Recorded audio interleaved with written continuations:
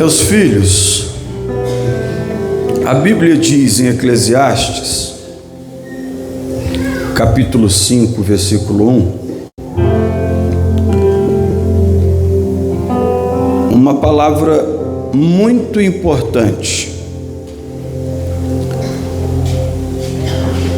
Quem escreveu esse ensinamento foi o sábio Salomão, o rei mais sábio de Israel. E ele disse assim: guarda o teu pé quando entrares aonde?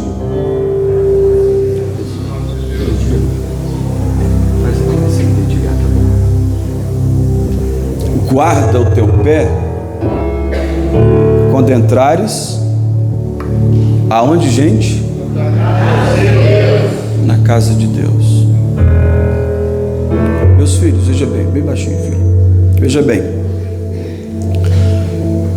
Todos os lugares da terra, todos os ambientes da terra,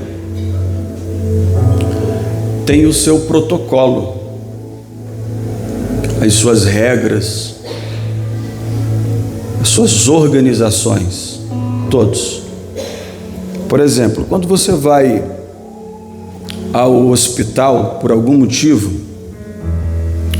você percebe que ali naquela recepção é um lugar tenso, é um lugar de silêncio, é um lugar onde as pessoas estão ali com o máximo de respeito, porque quem está na recepção tem alguém lá dentro do hospital que está sofrendo muito. Então você vê ali um respeito muito grande, não é? Quando você, por algum motivo, precisa ir ao judiciário, você sabe que tem algumas regras, alguns protocolos a serem cumpridos. Não é com qualquer roupa que você adentra o judiciário. Não é de qualquer maneira que você fala ou se dirige no momento de uma audiência. Na verdade, para você falar, você precisa de autorização e você precisa saber como falar.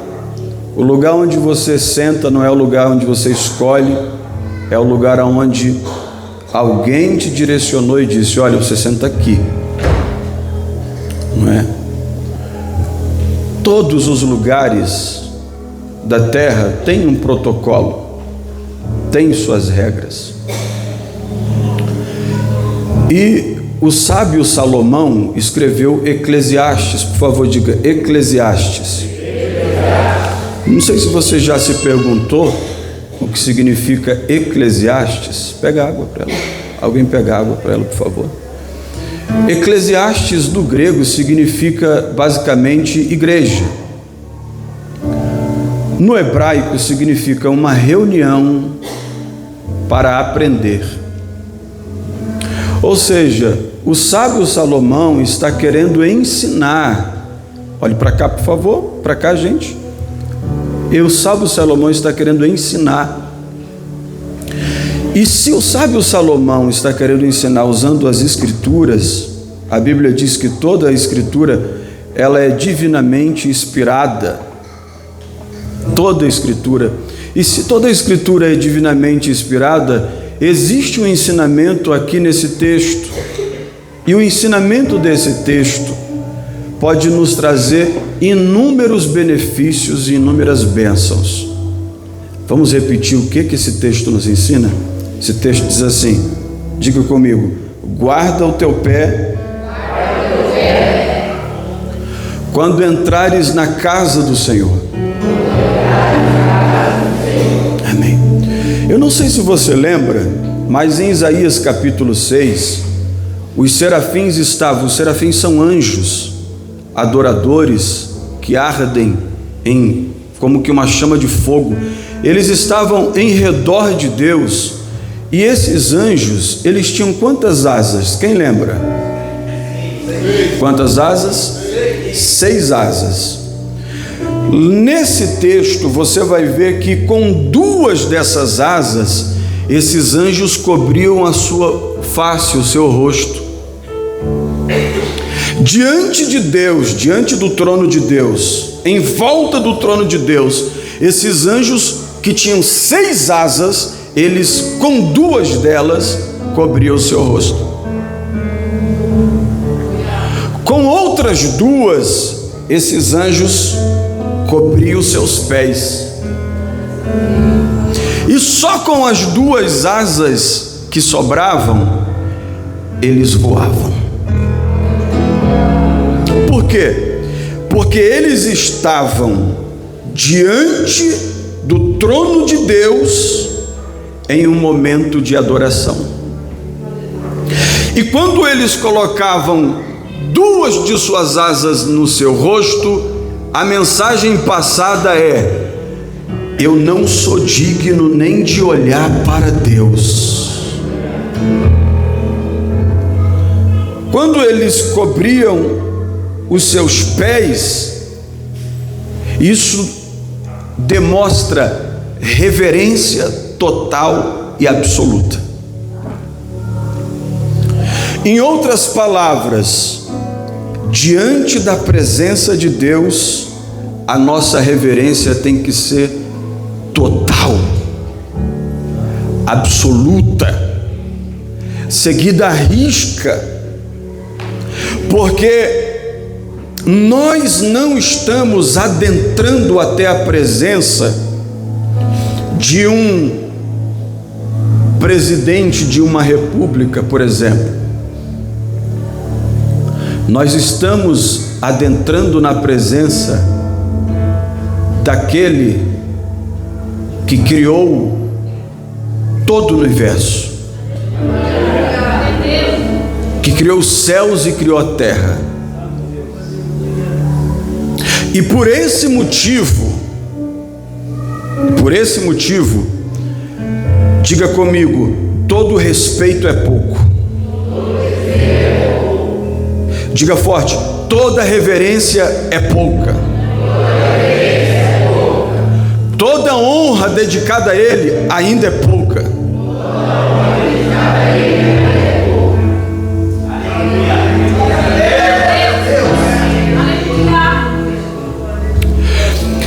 Então isso quer dizer que quando nos reunirmos para buscar a Deus em oração e adoração e oferecê-lo culto, nós precisamos nos atentar para isso. Ao sair de casa, nós já precisamos estar ocupando a nossa mente com a forma em que nós vamos oferecer esse culto.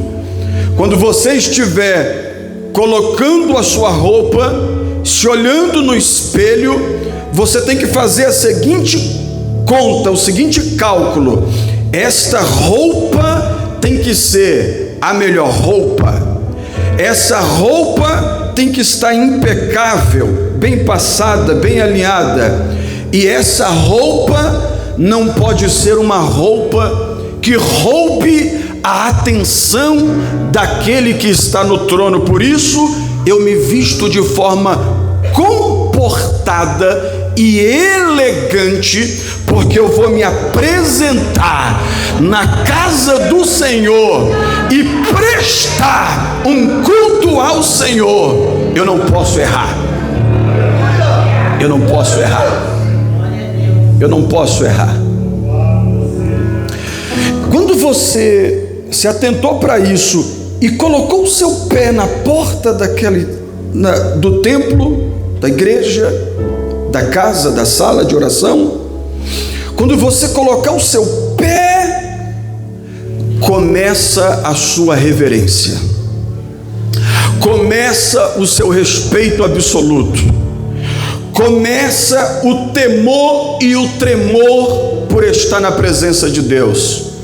Quando você entrar na igreja, você não pode sair falando alto, você não pode estar contando histórias, você não pode vender Avon, você não pode mostrar algo que não faça sentido para o seu irmão, você não pode conversar conversas paralelas, você não pode roubar a atenção, porque enquanto você está falando alto dentro do templo, tem alguém que está de joelhos dobrados, reverenciando a Deus, e Deus está olhando a forma que nós estamos oferecendo um culto. Você tem liberdade total na presença de Deus, desde que com respeito, reverência, temor e tremor. Quando você chegar na igreja, você já começa o seu momento de oração, em pé, sentado, de joelhos, deitado, não importa, mas o seu culto já está sendo observado pelo Senhor Jesus. Olhe para cá, senão você não entende. Eu quero que você entenda que no Antigo Testamento, se um sacerdote entrasse dentro do santuário para oferecer um culto a Deus, ele tinha que entrar com muito medo, porque ele vai oferecer um culto a Deus, mas Deus não recebe qualquer coisa. O nosso Deus é excelente, o nosso Deus é glorioso, o nosso Deus é poderoso, o nosso Deus é organizado, o nosso Deus gosta de ordem e decência. Se você observar os céus com os seus olhos, à luz da Bíblia Sagrada, não há uma bagunça. Há 24 anciões bem posicionados, há seres viventes bem posicionados, há serafins bem posicionados, a adoração em perfeita harmonia, com a melodia, com a harmonia, batendo certinho, e a organização do céu precisa ser vista no culto na terra. O sacerdote, sabendo disso, diz a Bíblia, que quando ele ia oferecer o sacrifício, ele ia se vestir. Como eram as vestes do sacerdote? Diga comigo: cirola sacerdotal. Precisa dizer com mais força. Eu quero que você esteja aqui, porque Deus quer falar com você. Diga: cirola sacerdotal. Era uma calça colocada, uma calça de linho colocada. Depois ele colocava uma espécie de um véu, um vestido fino sacerdotal. Diga: um vestido fino sacerdotal. Depois disso, ele colocava um manto, uma túnica de linho grosso sobre o seu corpo. Era uma terceira peça, e esse manto, ele era tão grosso que pesava aproximadamente 5 quilos. Após isso, eles colocavam o peitoral com 12 pedras preciosas. Diga: um peitoral, um colete sacerdotal. Diga. Depois disso, ele ainda colocava mais um manto chamado de éfode. Esse éfode só os sacerdotes poderiam colocar para fazer a ministração. Diga: eles colocavam éfode. E por último, eles colocavam uma espécie de turbante na cabeça, que também não deixava aparecer absolutamente nada da sua cabeça. Eles entravam na presença de Deus completamente cobertos, porque o temor deles era o seguinte: eu preciso estar impecável diante de Deus. E aqui não é sobre roupas, porque você pode usar a roupa que você quiser. Não é sobre roupa, é sobre estar perfeito diante de Deus. E um homem e uma mulher sabe quando está perfeito para Deus. Um homem e uma mulher sabe quando está perfeito para as outras mulheres. Uma mulher sabe quando ela se veste para outras mulheres. Uma mulher sabe quando ela se veste para o seu marido. E um homem sabe como se veste em um lugar como uma festa, como uma reunião para os homens. E um homem sabe como se veste para o seu marido. Mas uma mulher e um homem também sabem sabe como se veste para oferecer um culto ao Deus Todo-Poderoso.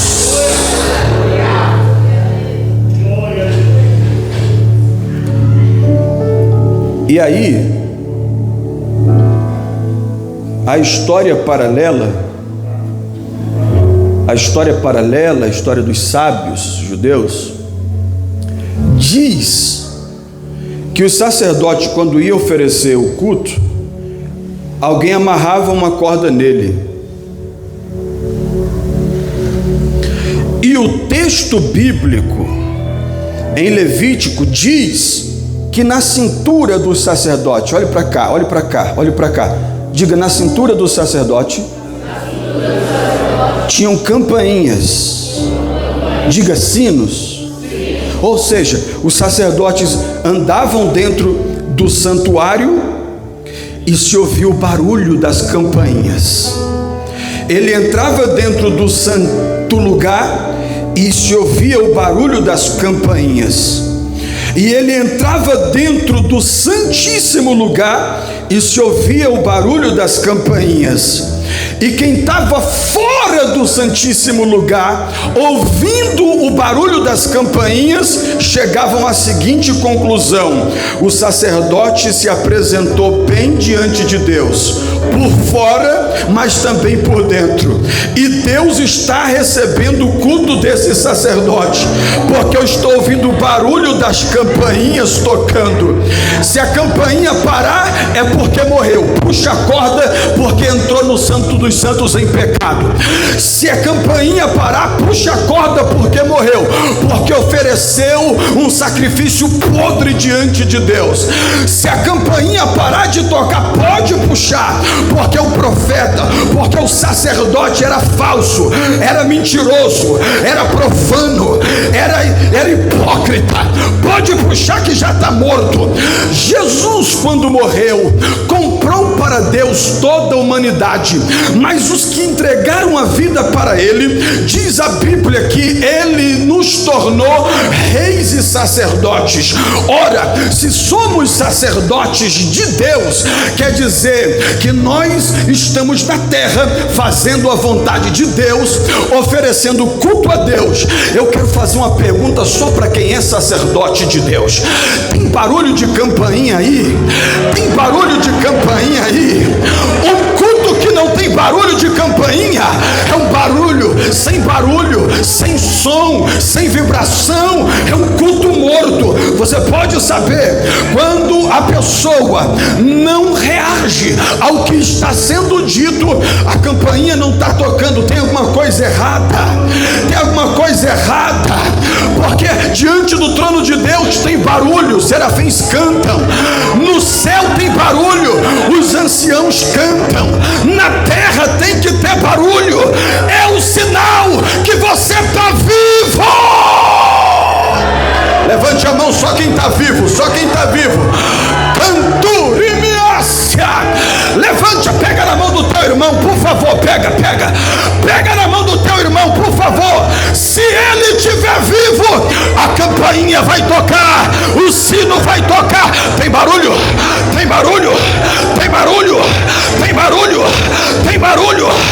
Cantéria séria, canturimianta.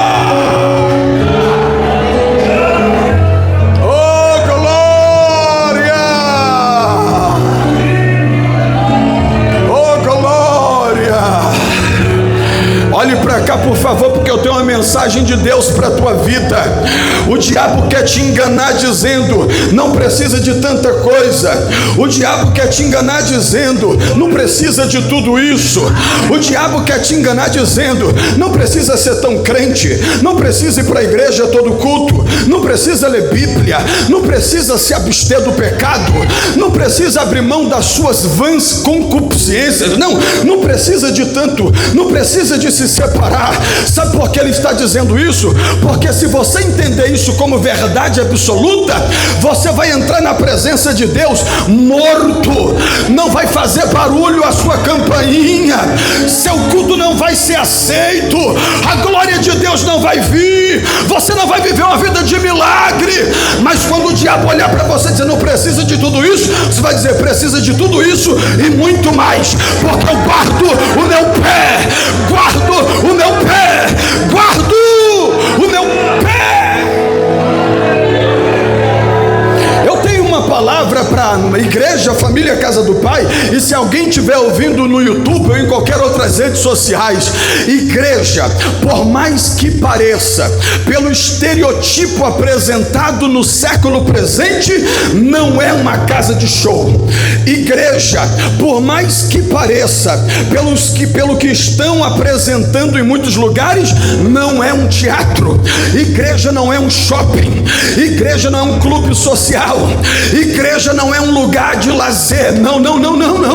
Igreja é um lugar de reverência, de respeito, de santidade, de verdade. Igreja é um lugar aonde o céu se abre, aonde a tua alma se alimenta. É a fonte de Deus.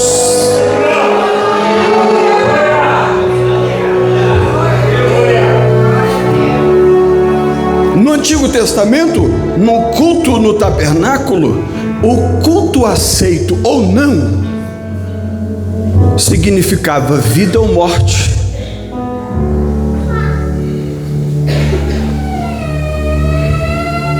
Toda a nação esperava o sacerdote oferecer o culto para receber o perdão dos pecados. Diga forte comigo: guarda o teu pé quando entrares na casa do Senhor.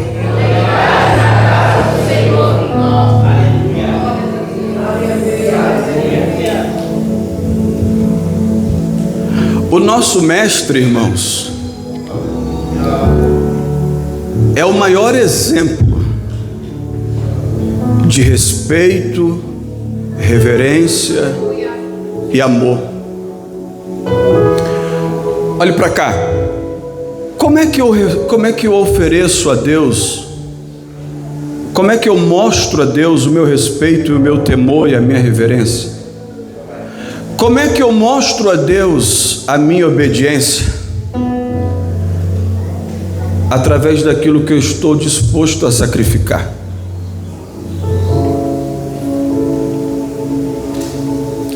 Eu mostro o meu amor a Deus através daquilo que eu ofereço para Deus. Eu ouvi um aleluia. Eu ouvi um aleluia. Você quer saber se você é só mais um hipócrita que se apresenta diante de Deus em busca dos seus benefícios, ou se você é um verdadeiro adorador? Você quer tirar essa dúvida de que se você é só mais um que faz parte da multidão, ou que se você é um discípulo de Jesus? Você quer tirar essa dúvida? O que você oferece para Ele? Como você oferece o que oferece para Ele? E com que constância você oferece o que você está oferecendo? Porque a multidão nunca vem oferecer nada. A multidão vem obter coisas, mas os verdadeiros adoradores estão dispostos a oferecer sempre. E não só oferecer o melhor sempre. Se você quer saber se você é de verdade ou se você é de mentira, é só observar o que você está oferecendo. Como você está oferecendo? Diga comigo: Caim, vem comigo, prega comigo. Deixa eu ver o horário. Vocês estão desanimados? Deve estar acabando o culto, deixa eu ver. Não, falta 1 hora ainda. Eu vou acabar de pregar já o que Deus mandou eu falar, e nós vamos cear e depois nós vamos tomar um delicioso café. Mas até lá prega comigo. Diga: Caim e Abel, 2 irmãos. Os 2 são crentes, os 2 ouviram falar de Deus, os 2 sabem o que tem que fazer, e os 2, diga comigo, vão para o culto. E os 2 vão oferecer sacrifício. Todavia, quando Abel vai oferecer o seu sacrifício, ele vai no rebanho dele, observa o rebanho dele, analisa o rebanho dele, olha o pelo do rebanho, olha o tamanho, o peso das ovelhas, olha detalhadamente se o pelo é só branco, olha se não tem nenhum machucadinho, olha se está tudo certo com aquela ovelha. Aí ele olha para aquela ovelha, pega aquela ovelha e diz assim: de todo o meu rebanho, essa é a ovelha mais limpa, não tem mancha, não está machucada, não está doente, essa aqui é a melhor das minhas ovelhas. Pega a ovelha e vai para o culto. Chega no altar diante de Deus, oferece aquela ovelha no altar, aquele cordeiro, e Deus recebe aquele sacrifício.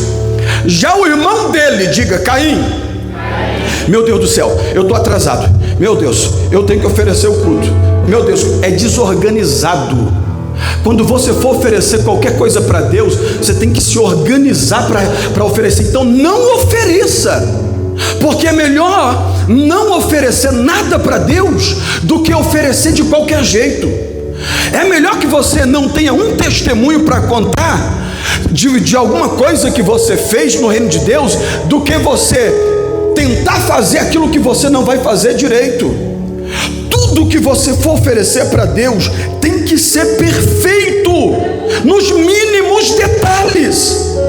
Caim todo apavorado, todo cheio de problema, porque toda pessoa que não honra Deus, mistura Deus com seus próprios problemas. Vamos de novo?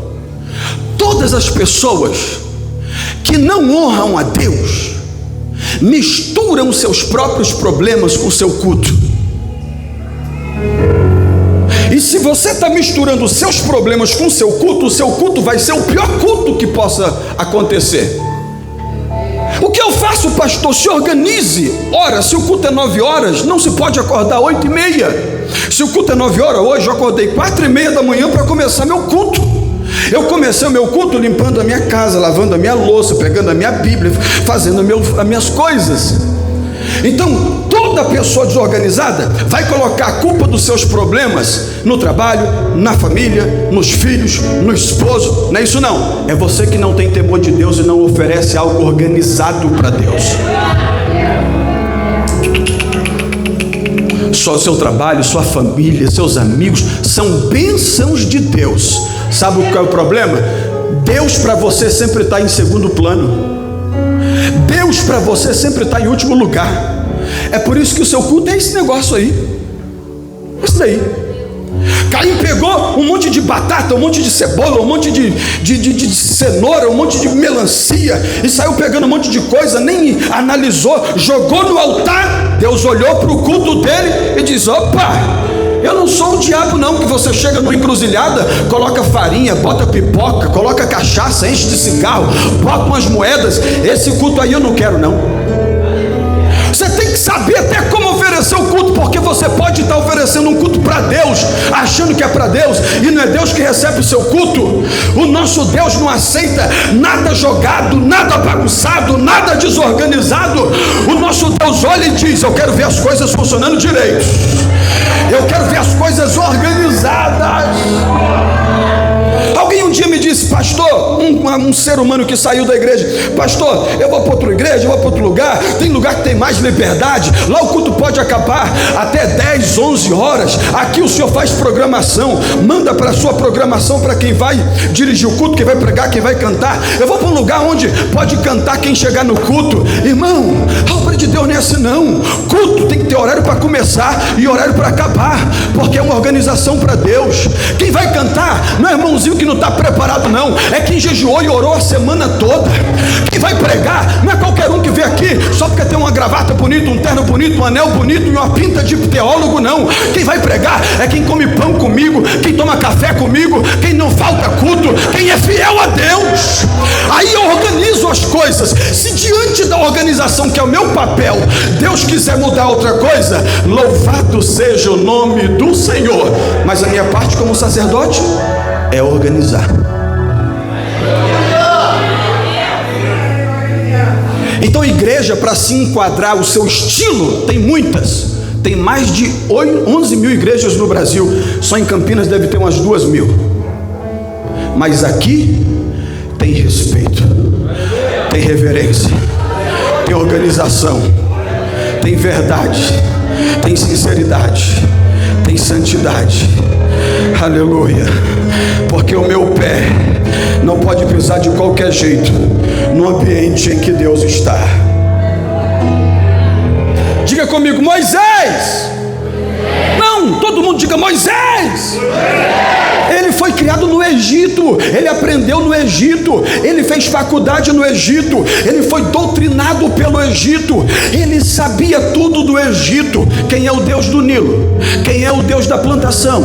Quem é o Deus do rebanho? Quem é o Deus do ar? Quem é os deuses das águas? Quem são os deuses que governam o Egito? Ele sabia o nome de todas as entidades, sabia a organização de como era todo o ritual do culto para essas entidades. Mas um dia ele cometeu um erro, ou melhor dizendo, aconteceu na vida dele. Ele matou um homem, ele assassinou um homem e fugiu do Egito. Depois de 40 anos pastoreando as ovelhas do seu sogro Jetro, que era sacerdote de Midian, ele, perto do Monte Horebe, olhou e viu um arbusto, uma sarça, uma pequena árvore que estava pegando fogo. Diga amém. Uma pequena árvore pegando fogo, meu filho Miro, é muito fácil de acontecer no deserto, porque o deserto é um lugar seco. Árvore seca é o que mais tem no deserto. Árvore pegando fogo é normal no deserto. Mas redobre atenção, a Bíblia diz que enquanto Moisés olhava para a árvore pegando fogo, a árvore pegava fogo, mas a árvore não se consumia. A árvore pegava fogo, mas a árvore não era consumida pelo fogo. Por quê? Era fogo de Deus naquela árvore. Aí Moisés, que aprendeu em outros lugares, aí Moisés, que aprendeu no Egito, impactado com a visão, foi andando de qualquer jeito em direção da árvore. Quando chegou perto, Deus disse: para. Aqui não é nem o Egito e nem a casa do seu sogro Jetro. O lugar em que você está pisando é terra santa.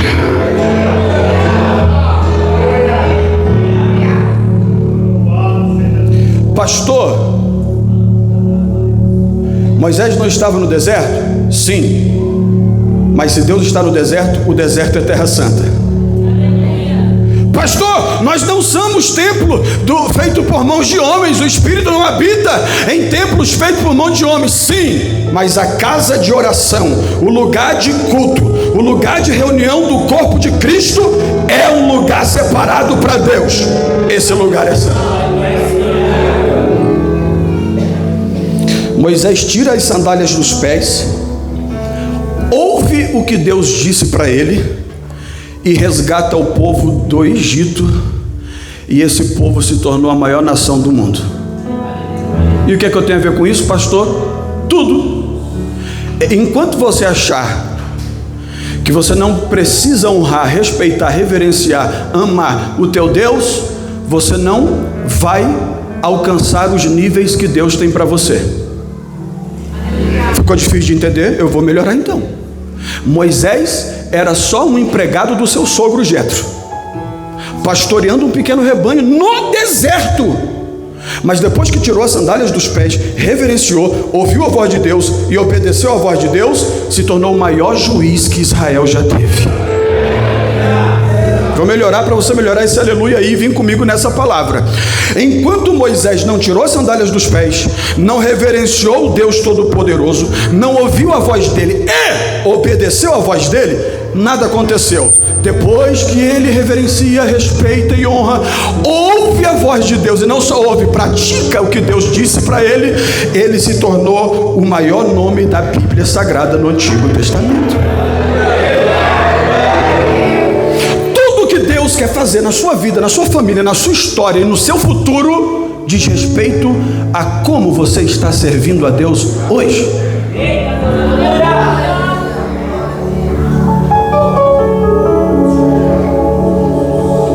Diga amém. Diga amém.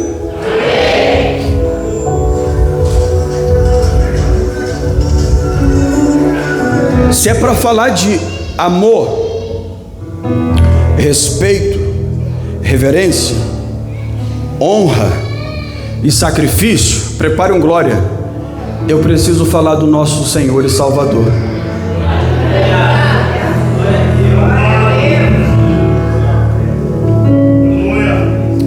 Porque ele poderia chegar nos ambientes que chegavam dizendo assim: cheguei aqui, vou resolver esse problema. Mas ele dizia assim, antes de tudo ele fazia questão de dizer Pai. Antes de tudo ele fazia questão de orar. Quando as pessoas interrogavam ele, Jesus dizia: eu e o Pai, nós somos um. Eu só faço aquilo que o meu Pai me permitiu fazer.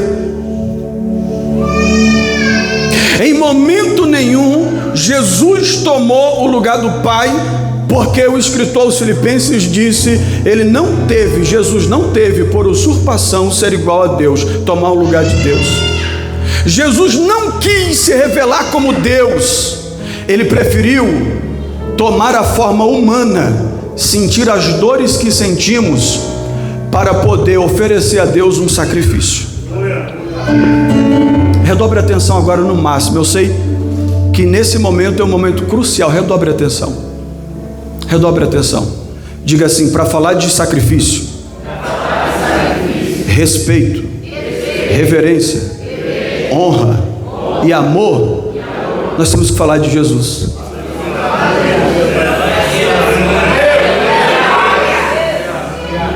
Sabe por quê?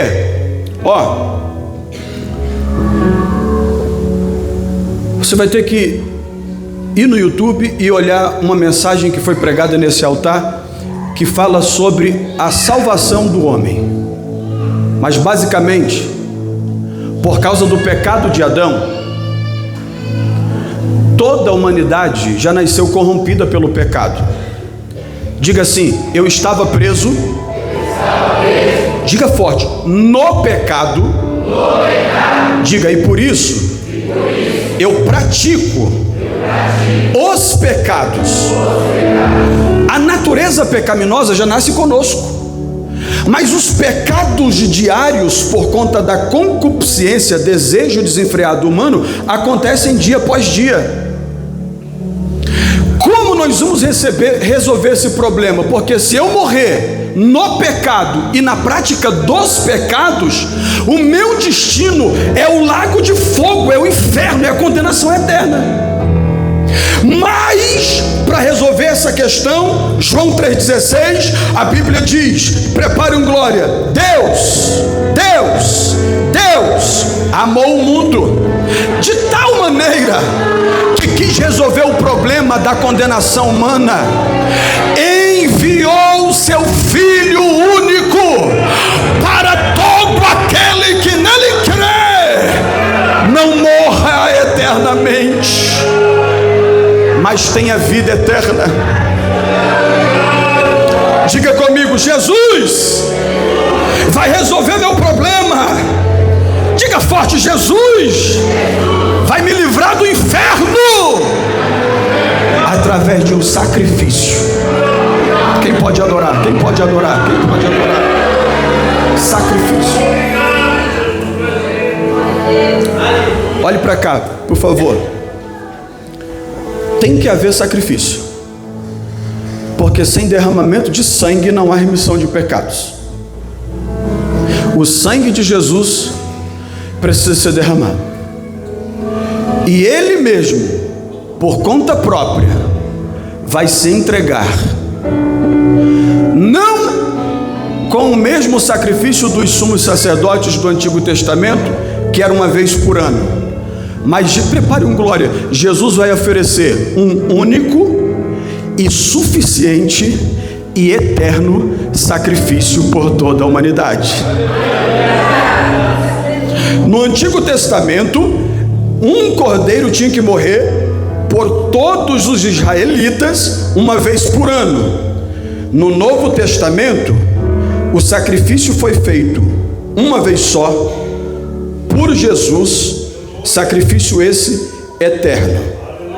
Agora, se alguém quiser ser livre da condenação e do inferno, não precisa ir a um templo e receber o perdão por conta de um cordeiro que foi morto no altar. Essa pessoa só precisa chegar até a presença de Deus em qualquer lugar, no deserto, na rua, no trabalho, em uma casa, em uma garagem, em um ponto de pregação, dentro de casa, e dizer: Jesus, eu reconheço que o Senhor morreu no meu lugar para me livrar da condenação eterna.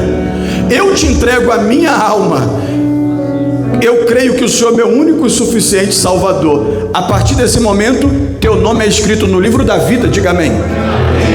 O Espírito Santo passa a morar em você. Diga amém. Ou seja, o sangue de Jesus te livra da condenação do pecado original, e o Espírito Santo te ajuda a vencer os pecados cotidianos.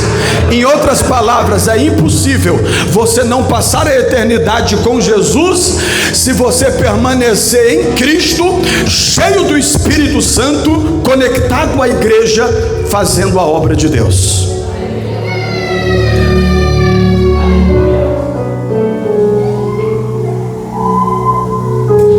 Antes de Jesus oferecer o seu sacrifício,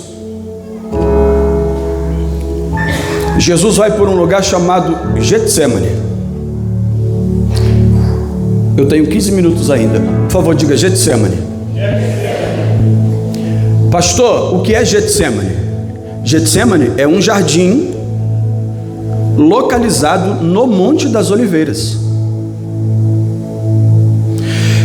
Quando a gente lê a Bíblia em Mateus 28 e lê sobre o Getsemane, dá a impressão que Jesus só foi para o Getsemane naquele dia, por aquela ocasião, porque ele estava a um dia de ser preso, passar pela via dolorosa e morrer na cruz.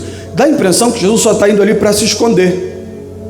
Mas se você ler os 4 evangelhos, Mateus, Marcos, Lucas e João, você vai descobrir que Jesus frequentava o Getsemane assiduamente. Sempre Jesus estava no Getsemane. Sempre Jesus estava no Monte das Oliveiras. Mas naquele dia era um dia ímpar, porque seria a última vez, diga a última vez, a última vez que Jesus estaria no Getsemane, no Monte das Oliveiras, com os seus discípulos. Seria a última vez, porque naquela noite ele seria traído, naquela noite ele seria preso, naquela noite ele seria julgado injustamente, e naquela noite ele seria condenado. Então, antes desse processo, ele foi pela última vez para o Getsemane. E o que era o Getsemane para Jesus? O lugar de oração. O lugar de oração. O lugar de oração. Ele sabia o que estava esperando por ele, mas ele quis passar o que iria passar depois de orar, porque é depois da oração que você tem força para suportar. Por que algumas pessoas não suportam nada?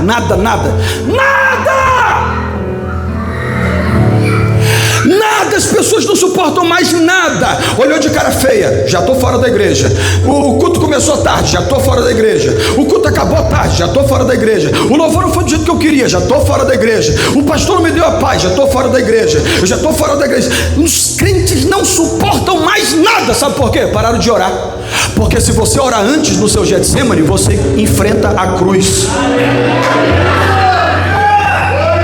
As pessoas têm pavor de cruz, porque não vão para o Getsemane orar mais. Pastor, eu oro. Mentira! Mentira! Se nem na igreja, no dia de culto, você dobra o joelho para orar, quem dirá na tua casa? Não vem mentir não, porque eu não estou pregando para a geração do arrebatamento, ou melhor, a geração do avivamento.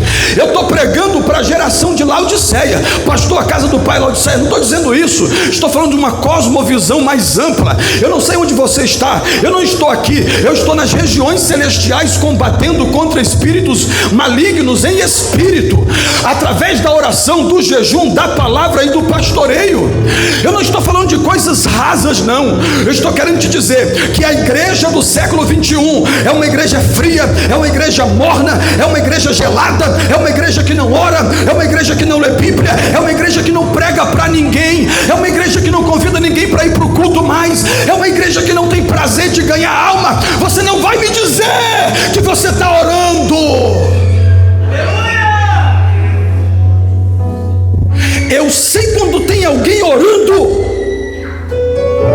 Eu já tive e já tive oportunidades de poder pastorear muitos obreiros, e eu sei quando eles estão orando, pelo tanto que eles suportam. Aleluia. Eu já tive oportunidade, tenho a oportunidade de pastorear muitas pessoas, e eu sei quando essas pessoas estão orando, quando eu sei o tanto que eles suportam. Só do jeito que a pessoa chega: pastor, ora por mim. Ora, já penso, já deve ter uma causa impossível. Ora por mim que eu estou com um problema na minha casa. Ora por mim porque estão me perseguindo no meu trabalho. Ora, você não entendeu nada. Você não entendeu nada. Eu não sou o seu mediador. Hebreus diz: só há um mediador entre Deus e os homens, Cristo. Você tem joelho, você tem Bíblia, você tem igreja. Por que você se acostumou a ser um mendigo espiritual? Não seja assim. Eu vim como um profeta de Deus alertar a igreja do Brasil, a partir da igreja que eu dirijo, pela graça de Deus. Ou vocês tenham uma vida de relacionamento no Monte das Oliveiras, no Jardim do Getsemane e na oração, ou vocês não vão suportar o dia mau que está por vir sobre a terra. Canto répia, canterépia, sui, canto que me nasce. Não se turbe o vosso coração e nem fique extremamente preocupado quando você vê pessoas que você já viu cheio do Espírito Santo, carregando Bíblia, indo para a igreja, dando glória a Deus. Todo mundo desviado, todo mundo no mundo abandonou a oração, abandonou a ceia, abandonou o culto, abandonou a santidade, parou de sacrificar, e o diabo enganou essas pessoas. Uma geração perversa.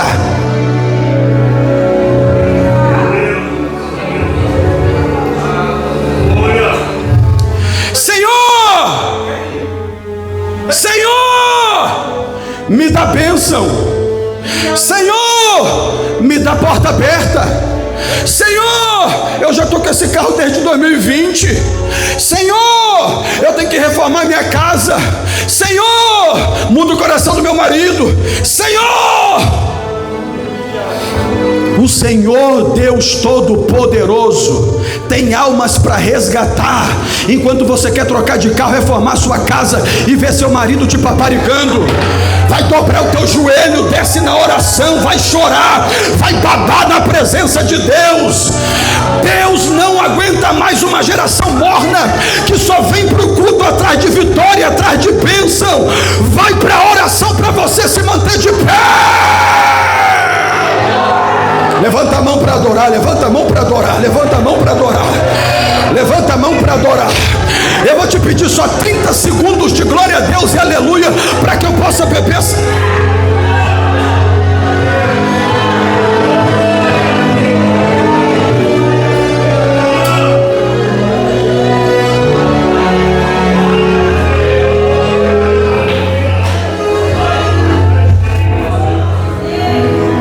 E aí minha filha, e aí meu filho, o que está acontecendo que você sumiu?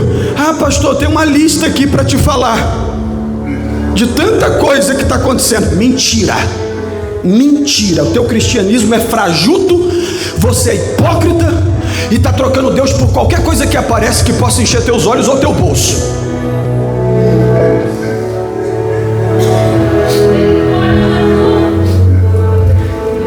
Quando você for orar, em primeiro lugar, de joelhos, em primeiro lugar, Jesus, eu te agradeço por estar vivo, porque nem vivo eu mereço estar. Eu sou pecador, e sim, se não fosse o teu Espírito Santo, eu estava afundado no pecado, preso pelo diabo. Te agradeço pela vida. Depois, ora e diga: Jesus, me mantenha de pé, me dá força, me dá entendimento. O que é a tua vontade para mim? O que é que eu estou fazendo, o que eu não posso fazer? O que é que eu não estou fazendo, o que eu tenho que fazer? Depois, ore pela igreja, ore pelos pastores, ore pelas pessoas, interceda. E só se sobrar um tempinho, se você tiver coragem, peça bens materiais. Porque se tem alguma coisa que Deus vai fazer por você, em primeiro lugar, é te ressuscitar, para depois te abençoar. Tem um monte de gente morto aí, querendo bênção, clamando bênção, para desfrutar da bênção nas trevas, no pecado e na maldade.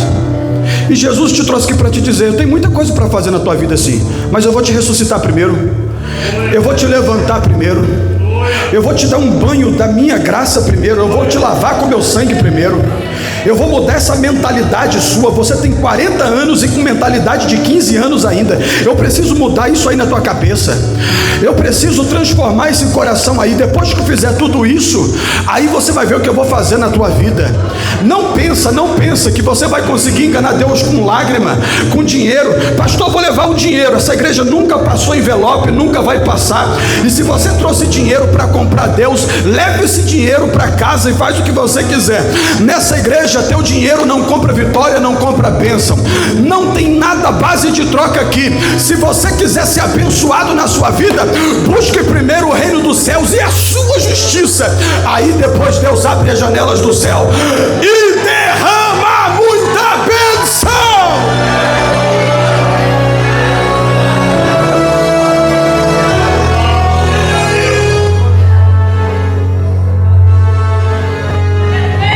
O que você quer? Você quer a bênção ou o abençoador?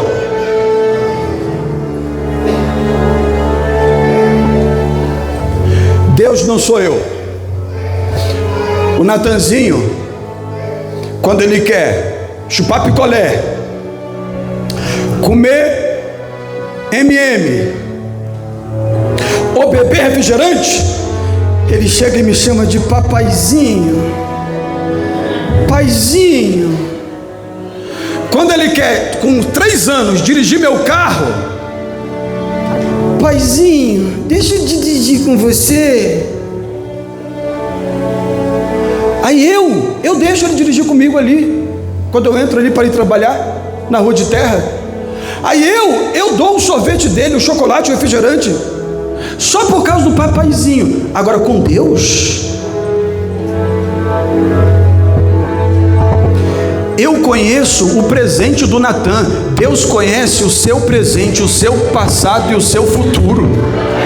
Não adianta querer trocar nada com Deus, fazer joguinho de interesse, porque Deus conhece o seu futuro. Se for para Ele te abençoar, para daqui a 1 ano você está no mundo, você está nas drogas, você está na prostituição, você está fazendo o que é ilícito diante da presença de Deus, fica tranquilo, vai ficar com o mesmo carro, na mesma casa, do mesmo jeito, com a mesma conta magra.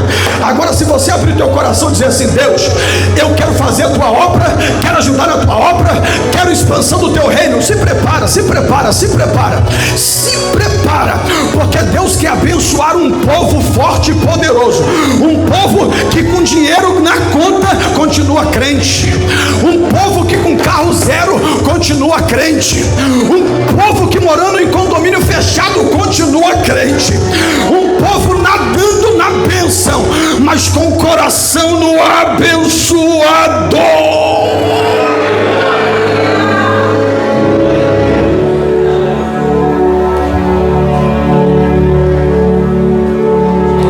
Feche os seus olhos, senão a gente não acaba hoje. Feche os seus olhos. Oh, glória seja dado o teu nome, Espírito de Deus. Aleluia, aleluia, Espírito de Deus. No Getsemane,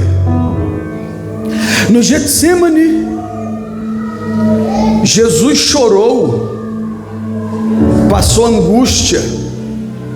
Olhe para mim aqui, por favor, diga assim: Getsemane. Meu filho amado, Getsemane significa lugar da prensa, lugar aonde a azeitona vira azeite. A azeitona chega no Getsemane inteira, perfeita, mas começa a ser imprensada, e daquela azeitona sai azeite. Nós precisamos entender uma coisa: Deus vai extrair o melhor que há em nós quando estivermos dispostos a passar pela prensa. Na facilidade ninguém valoriza. Pega uma pessoa que você conhece que está precisando de dinheiro emprestado, entrega na mão dela 10 mil reais, ela vai gastar no mesmo dia, porque na facilidade ninguém valoriza. Você sabe por quê que tem gente que entra, sai da igreja e não dá tchau? Porque tem um pastor que chega cedo no culto e vai por último. Tem um pastor que está disposto a ir para a casa dele, orar, jejuar, pagar preço por ele. Tem um pastor que tem acesso e dá acesso. Então é muito fácil. Então as pessoas chegam, entram na nossa história, fazem a gente amar eles, daqui a pouco simplesmente, e olhe lá e diz: ó, estou indo embora, pastor, estou indo para outro lugar. Quando avisa ainda. Sabe por quê? É muito fácil. Porque se tivesse um pastor que chegasse aqui na hora de pregar, antes de acabar de pregar, entrar no carro e ir embora, você nem sabia que ele existe, aí você iria honrar e valorizar. Porque as pessoas não valorizam aquilo que é fácil. Eu só estou dando um exemplo pessoal. É na prensa que nós vamos descobrir quem você é de verdade. Você quer ter um casamento estruturado? Está disposto a passar pela prensa? Vai doer, vai machucar, vai chorar, vai ser desconfortável, mas se você estiver disposto a suportar, Deus vai extrair coisas boas do seu casamento.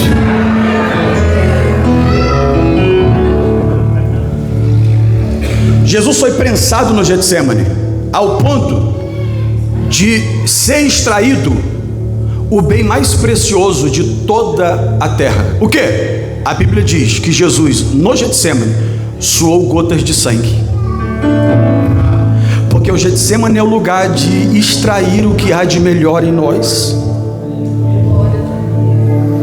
Levante a mão para me profetizar na sua vida. Depois do Getsemane, Deus vai extrair muita coisa boa de você. Aleluia. Se você estiver disposto a passar por tudo que está passando e continuar amando a Jesus, servindo ao reino, você vai ser bem sucedido e bem-aventurado. Oh, eu tenho uma palavra para quem chegou aqui essa noite. Eu já vou parar agora, mas eu vou entregar essa palavra. Eu sei que não está fácil, eu sei que você está sob pressão, aleluia. Eu estou vendo o Espírito Santo apontar o dedo na cara de alguém e falar isto. Eu sei que você está sob pressão, eu sei que por mais que as pessoas pensem que para você é fácil, só você sabe que não está sendo fácil, mas o Senhor está te dizendo, aleluia, aleluia, a sua leve e momentânea tribulação, aleluia, vai produzir um peso de glória muito excelente. Oh glória! As provações do tempo presente não se compara com a glória que está para chegar na tua vida. Não pula do barco, não volta para trás, não desiste, passa pela prensa, porque você vai experimentar o melhor de Deus para você. De olhos fechados, de mãos levantadas, adore o nome de Jesus Cristo. De olhos fechados, de mãos levantadas, adore glória ao nome de Jesus. Aleluia. Aleluia. Aleluia, aleluia, aleluia. Aleluia. Aleluia. Aleluia. Aleluia.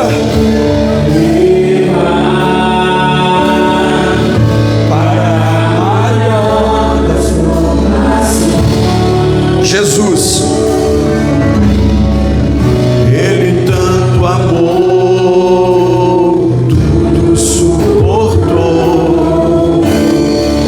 Ele carregou a nossa cruz.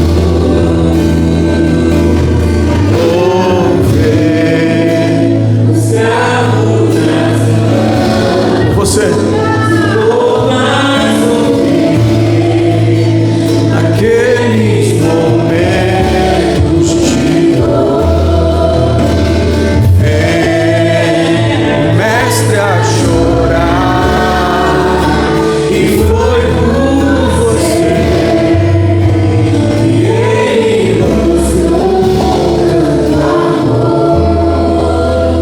aconteceu.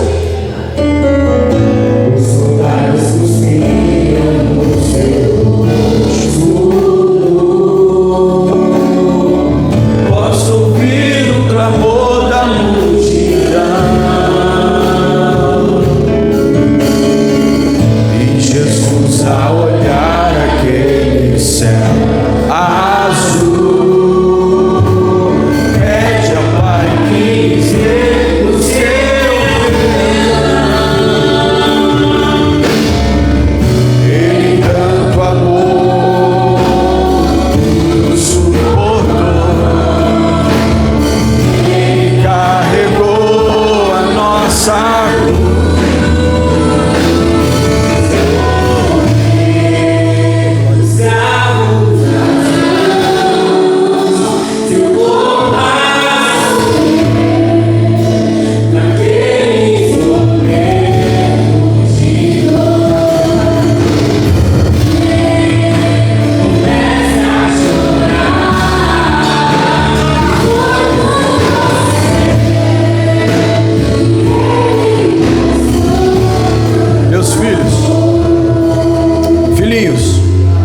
sabe aquelas pessoas que você cumprimentou com a paz do Senhor no começo do culto? Levante-se e procure essas mesmas pessoas e diga assim para eles: olha, Jesus sofreu por você. Você tem coragem de sofrer por Jesus? Vai, vai. Isso, levanta. Aí, quando você acabar de falar isso, você diga assim, ó: passa pela prensa, porque Deus vai extrair o melhor de você. Diga: não pare, não desiste, não retroceda. Diga: não volte para trás. Não desista jamais. Não desista, não desista, não desista. Não desista.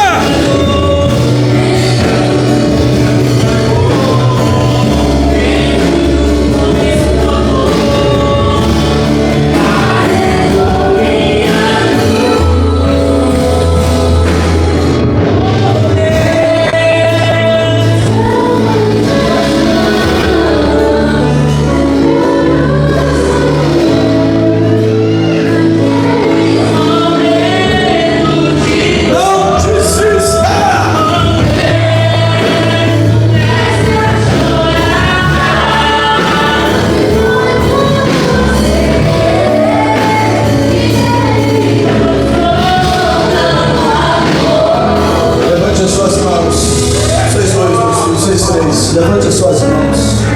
Levante as suas mãos. Sinta a presença do Senhor Jesus na tua vida. Ele te ama. Ele te escolheu. Só instrumental. Ele te escolheu. Ele te chamou. Ele te levantou. Ele te salvou. Você está aqui porque Ele tem uma obra na sua vida. Sim, sim, você vai ver a glória de Deus na sua vida. Vai valer a pena ter passado por tanta coisa. Vai valer a pena abrir mão de tudo.